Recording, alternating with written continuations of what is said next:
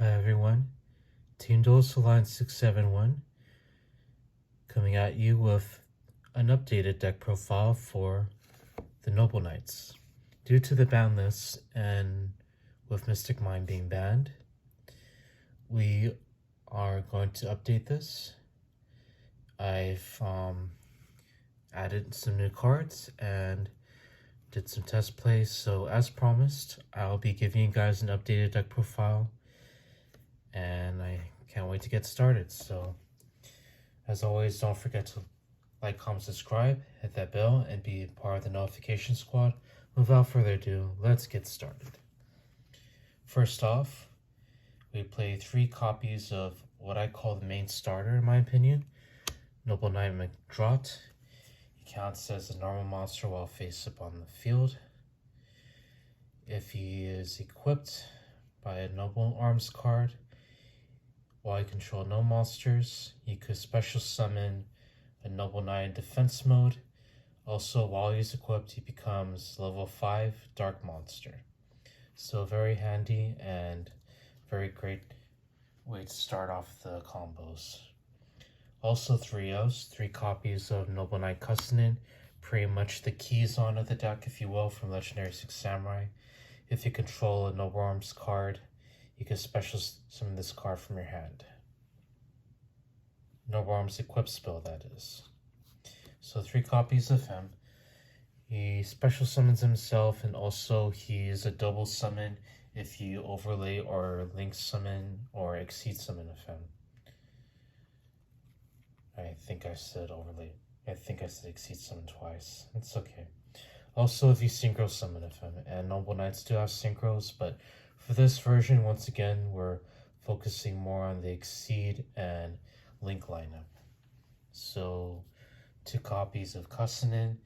Also, when you use his ability, he actually adds that ability to either the Link Monster, Exceed Monster, or Synchro Monster that you use him as material for, basically. He adds that ability where he can additionally normal summon to a Noble Knight, but he can only special summon Noble Knights from the extra deck for the rest of the turn.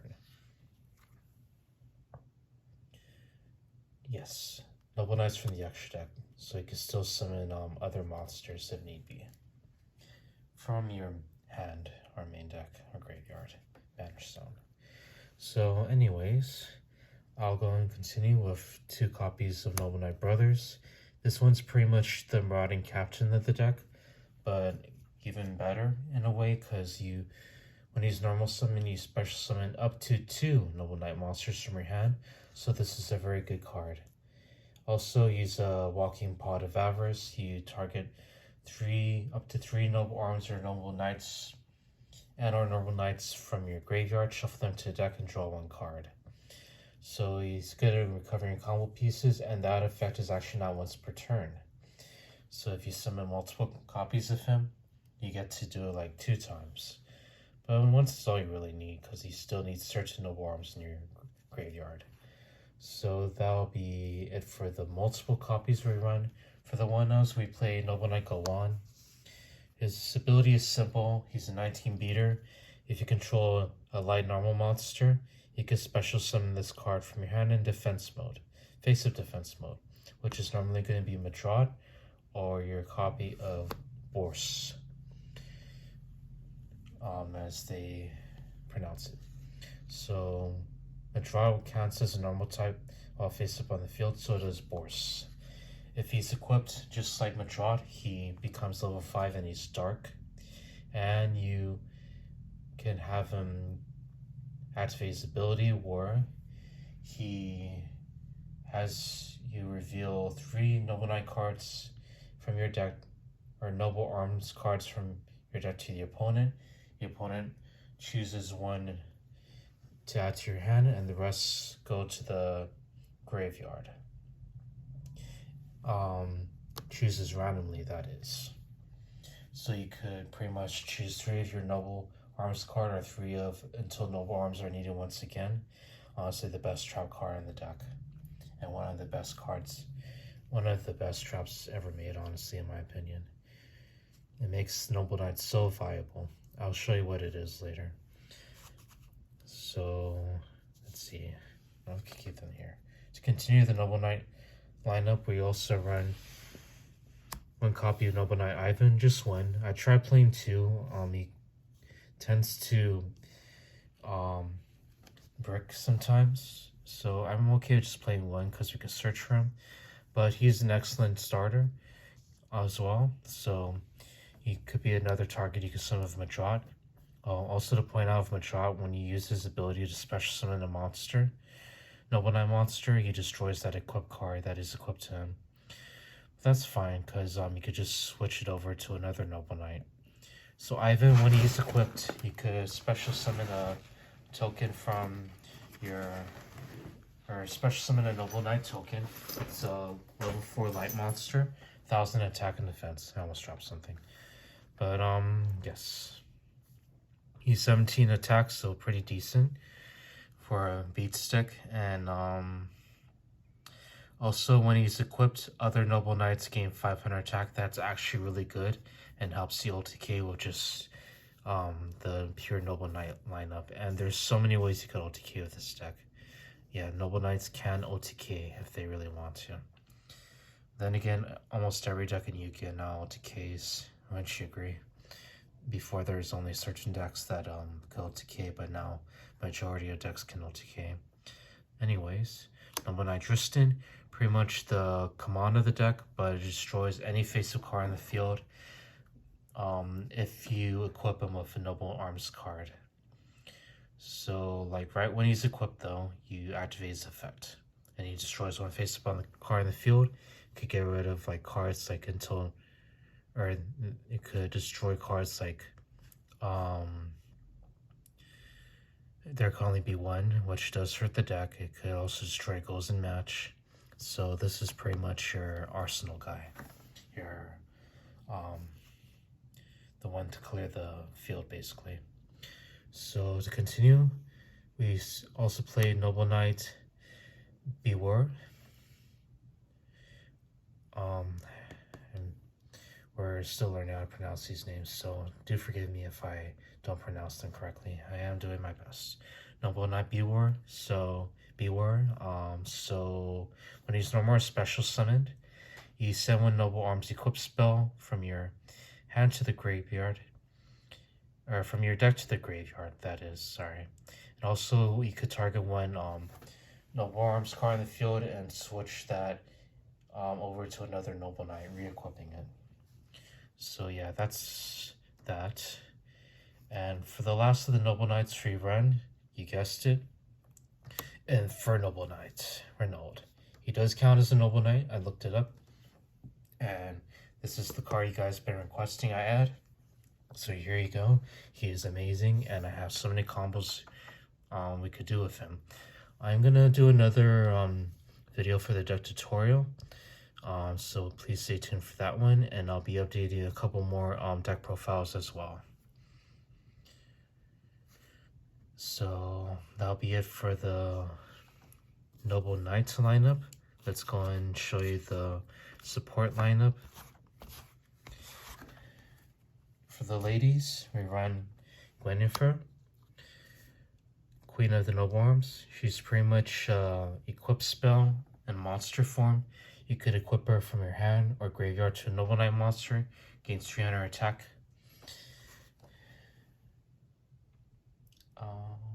Yeah, 300 attack. Also, she's equipped to a light monster. If that light monster is about to be destroyed, you could destroy that one instead. By card effect, that is. And also, she's equipped to a dark monster, like with Madrot or Borse. At the start of the damage step, you could destroy one monster this monster battles. So, she's good in terms of defense and offense. And she's just a free equip in monster form, so she's just overall a good card. To continue with the ladies of the fine ladies of the deck, 2 copies of Morgan, Enchantress of Avalon. She's pretty much the hand trap of the deck and the best hand trap. One of the best hand traps ever made, even though she's only made for Noble Knights. So you could send this one from your hand to the graveyard when your opponent activates a card effect. If you control a Noble Knight or Noble Arms equip spell, that is, you have to have that both on the field. So if you do that, you could negate the activation of that card effect, any card effect, and then you destroy one Noble Arms card in the field, Noble Arms equip spell, that is. And then, yeah, she is overall a good card because she can negate anything, not just specific cards. And speaking of hand traps, we now run 2 copies of Ash Blossom because of until Noble Arms are needed once again, it's really easy to fetch your hand traps in here, and it's really easy to use her in here. Very good in terms of defense. And to continue our hand trap lineup, we run 2 more hand traps. Because Mystic Mine is banned, we now run 2 copies of Honest. For our new generation of Yu-Gi-Oh players, this card is a beast. One of the best hand traps ever made, honestly. So whenever a live monster battles during... whenever a live monster battles during the damage step, you could send this from your hand to the graveyard. That monster gains attack equal to the attack of the opponent's monster it is battling. It's a good thing they updated this effect, and it's also a quick effect. So if the opponent tries to attack over any of your Noble Knights, even the smallest one, thinking they have the upper hand, you bam, Honest. And his effect's not once per turn, so if you draw both of them, you could chain 1 and then chain 2. It depends on which turn it is, though. If it's your turn, you could call priority. If it's the opponent's turn, they could call priority, but then you could just chain after. I'm not quite sure how that works, but that's how it goes, basically. And he helps with OTK, especially when you're going for a certain play. And then next, for the lineup, for the support lineup, we also run, you guessed it, Immortal Phoenix Gearfried. Pretty much a boss monster for the deck. Banish him when equip spell from your graveyard or on your field to special summon him. And also he's relinquished during the battle phase that doesn't target. When he battles,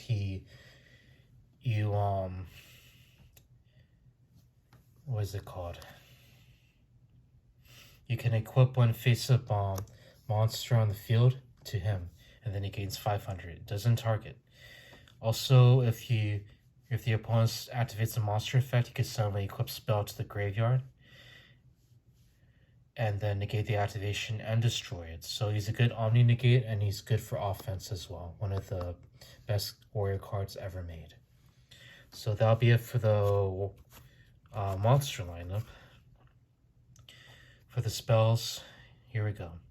3 copies of Heritage of the Chalice. Pretty much your reinforcement of the army / warrior returning alive for the deck. You could either search for Noble Knight or Noble Arms cards from your deck to your hand, or return 1 from your graveyard to your hand. So it's a combination of warrior returning alive and reinforcement of the army for both Noble Knight and Noble Arms cards. And if a Noble Knight that is equipped with a Noble Arms is destroyed by battle and sent to the graveyard, you could return this to your hand. Easily retrievable. Yes, so this has a recurring effect, and it's overall the best searcher in the deck. Also, for the Jailbreak cards, we run 2 copies of Glory of the Noble Knights. Target 1 Noble Knight monster in the field, then you equip him with 1 Noble Arms equip spell directly from your deck. Excellent card, and it just comes in handy, especially when you combo it with Noble Arms of Destiny. Yes, and you can only activate 1 of this once per turn, but that's fine. We run 2 copies of Noble Arms of Destiny. I like bumping this up at 2 because it protects your Noble Knights from destruction. So it's the fact that you equip it to any warrior monster in the field. Any warrior, yes, not just Noble Knights. And then that warrior is not destroyed once, like whether it's by battle or card effect. So it protects it once, basically. And also, just like any any of the other noble arms except Excalibur. If it's destroyed from the field to the graveyard, you could activate this effect, target one noble knight monster in the field, and re-equip it to this card. So, as Dark Arm Duelist says, my idol, if one of the knights drops the sword, the other one picks it up. I can imagine the holographic stadium where Noble Knight gets defeated in battle, but his sword emerges from the ground, and then the Noble Knight pulls it out from the ground and then fights, which is actually really cool. I would love to see Noble Knights in the holographic stadium and Six Samurai. Okay, Noble Arms Caliburn. Pretty much like this one, you could reoccur if it was destroyed from the field to the graveyard. You could re-equip it to a Noble Knight on the field. Pulls it out from the ground, basically. And its effect, you gain 500 life points. May not be much, but it's a soft once per turn. So if you manage to keep on reoccurring it, you gain life points, and it actually came in handy, especially when I was in a matchup where I almost got OTK'd by Salamangreat, and I managed to gain just enough life points to stay alive and then make a comeback, which was pretty awesome, honestly. This deck was able to keep pace of not only Salamangreat, but Despia and Eldritch. My brother and I made a few tweaks, though, to add more combo pieces, but so far we like the results. And then one copy of Excalibur, because it's Excalibur. You can only equip to a Noble Knight monster, though, so if they zombie world you, this is the only card you could use, which could get around it, basically. Which is cool. A lot of people like running 2. I prefer 1, honestly. I'm not too big on the targeting protection, and even though I'll use a second effect, it's only when I really have to. Also, there's a lot of stuff that gets past the targeting protection, so not really one for Excalibur, but the second effect does come in handy. So basically, except the turn it was sent to the graveyard, target one Xyz monster in the field, then special summon in a Noble Knight, or target one Noble Knight Xyz monster on the field. Then special summon a Noble Knight monster, Xyz monster from your deck, and use that monster as Xyz material. So let's say, for example, you have a Torghast on the field. You could then banish this card and target your Torghast and bring out Sacred Noble Knight of a Torghast, which is really cool. Just to give an example, I'll explain more during the tutorial. But I'll be testing this a little bit more just to get a feel of the combos. I too am learning this deck, but I'm starting to get the hang of it. One copy of Noble Arms Gallatin. This one you equip to a warrior, any warrior, and he gains 1000 attack. During your standby phase, though, the monster you equip it to loses 200 attack. But that's fine. If you manage to just get this off and then re-equip, then you could just cancel that out altogether. And it has the same secondary effect as these two, so you're fine on that one. A fine addition and good tech card. Then one copy of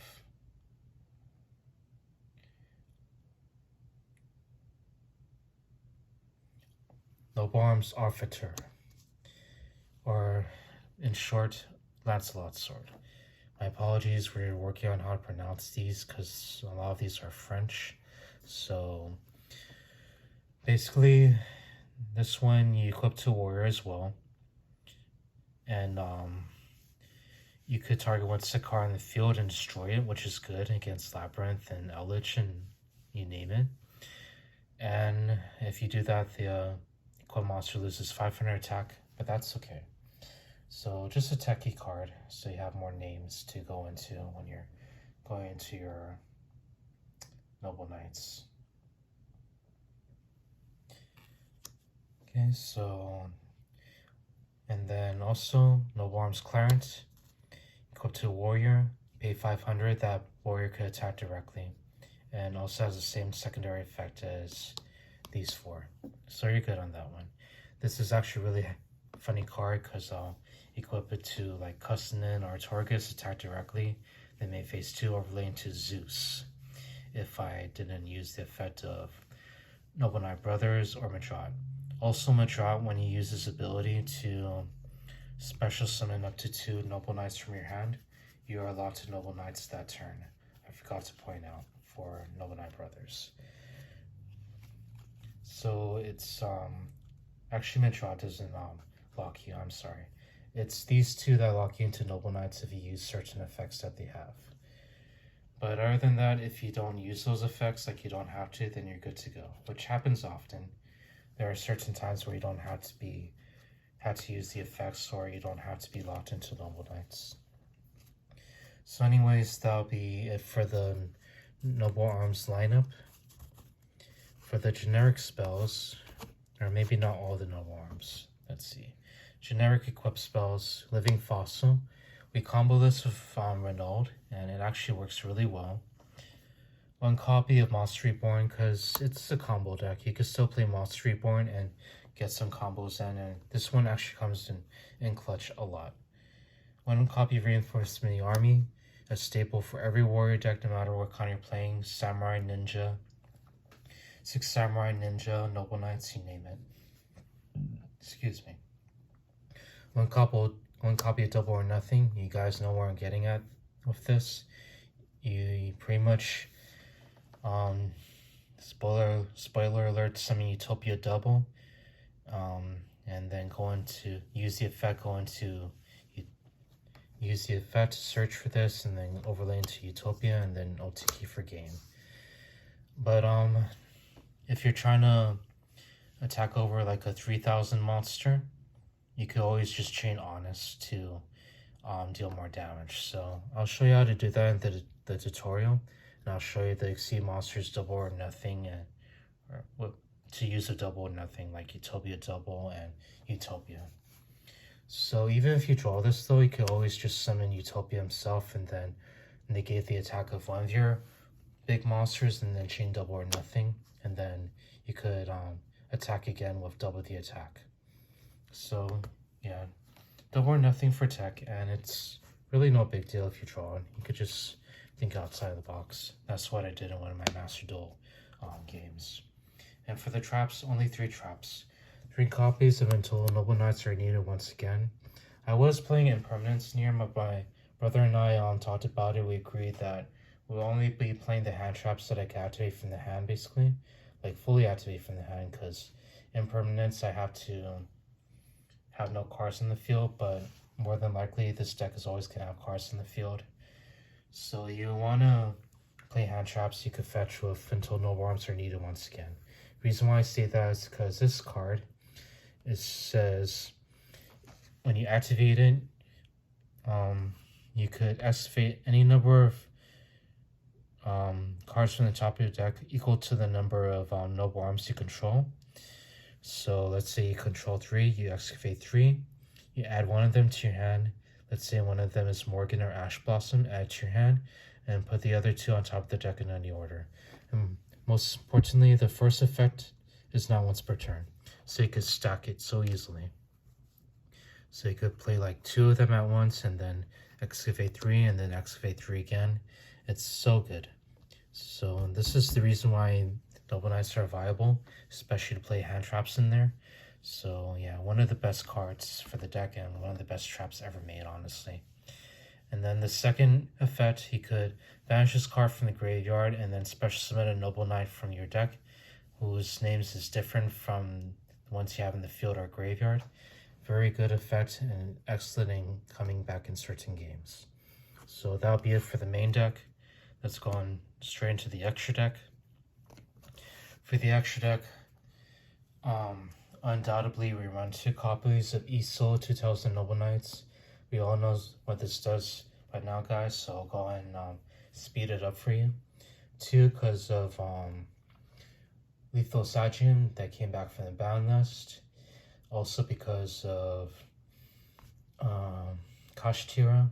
So if they try to banish one of your Isols, you still have one of them. Isolde, in my opinion, is the most important one to play in here, alongside your Exceed monsters. And then for the next in the Link monster lineup, IP Masquerena, you combo this with Madrad and you could go into summoning Link 4 plays in here and pretty much running the best Link 4s in here. And also you could go into Nightmare Unicorn to spin a card in the field. So again guys, I'm going to speed up for you because I think we all know what these do by now because we've been playing them a lot. So Mech Knight, Avramax, you also combo that with IP so you can make him untargetable and indestructible in terms of card effects. So IP is really going to bring out the heavy hitters in here, including Axis Code Talker. Well, if you want to, you don't have to bring that one out of IP. But you do combo Axis Code Talker of Unicorn so you could destroy more cards in the field and shuffle more cards in the field. And then Apollousa, because she's just an overall great card and she's good on negate. You also bring her on by comboing Renaud as long as you're not locked into Noble Knights that turn, and it could really help you come back in certain games. So that'll be it for the Link lineup. Now the Exceed line. So one copy of AA Zeus Sky Thunder because we run so many Exceed monsters in here. Zeus with the cute kawaii face. Kidding. Anyways, Abyss Dweller because although tier limits may be nerfed, there are still a lot of decks that are graveyard heavy, so bringing out Abyss Dweller in certain matchups does come in handy. And then the OTK package, we run Utopia Double and number 39 Utopia. You combo this with Double or Nothing, and you just swing for 10,000 on an opponent's monster and go for game. And if they're like above 2,000, then you can always chain Honest for extra damage. So pretty much the Honest is to ensure that this LTK goes through, or if you just want to protect your monsters. Next for the Extreme lineup, we also play number 41 Baguska. This does come up when tight clutches, so you could go into more rank 4 plays and go on the grind game. Noble Knights are actually really good on the grind game, I'm not gonna lie. And then for the rest of the rank 4, we run for the Noble Knights, one copy of Secret Noble Knight of King Custonin. This one's the bouncer, and he's also a floater. So since we don't really play this one too often, I'll give you the rundown.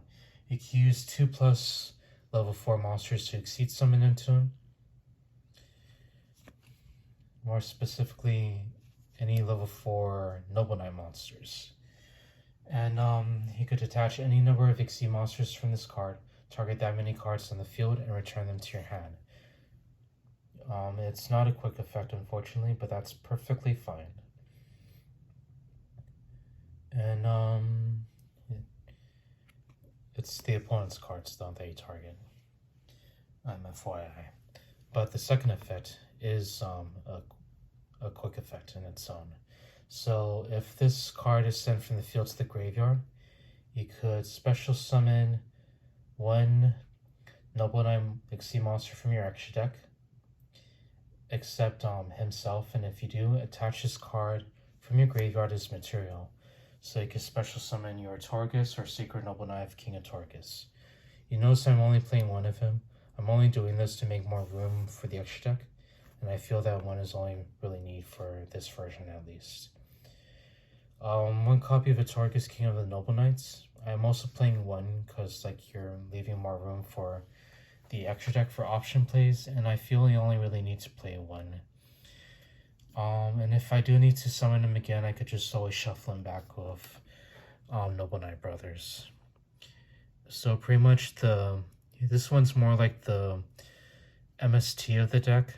You could detach one Exceed material. He takes 2 level 4 Noble Knight monsters. You could detach one Exceed material, target spells and traps in the field up to the number of Noble Arms cards in the field and destroy them. Also, when he's Exceed summon, you target up to 3 Noble Arms cards in your graveyard and you equip it to him. So already on his own, he gets pretty strong and he gets pretty buff from the swords that he collects. He pulls them from the ground basically because he's King Arthur. He is the Lionheart. Also, his stronger counterpart, same Same King Arthur, Sacred Noble Knight King of Hotargus. So you can only really summon this one with either Excalibur, because that's a sword, or when you have both Madrat and Boris on the field when he's equipped, or even Cussinen's effect. So when he's Exceed Summon, just like his other counterpart, he can target up to 3 Noble Arms equip spells in your graveyard with different names. You can only, well, the thing with the Noble Arms is that you can only control 1 copy of each on the field, so indefinitely you're going to have 3 different names on the field anyways. So this one, pretty much the same as Sim, but only you could detach 1 Exceed material, target 1 monster in the field, destroy it. Also, he's a floater. If he's sent to the graveyard, field to the graveyard, you could special summon 1 level 4 or higher Noble Knight monster from your graveyard, and it targets, which is really cool, honestly. So, yeah. Again, I'm only running 1 copy of each for the option plays, and so far it's been working out for me. But later down the line, I'll get more copies of these 2, and I'll experiment in running on more copies. But for now, run of each is running good for me. Me personally, I'd rather run more copies of Isolde. So that'll be it for the extra deck lineup.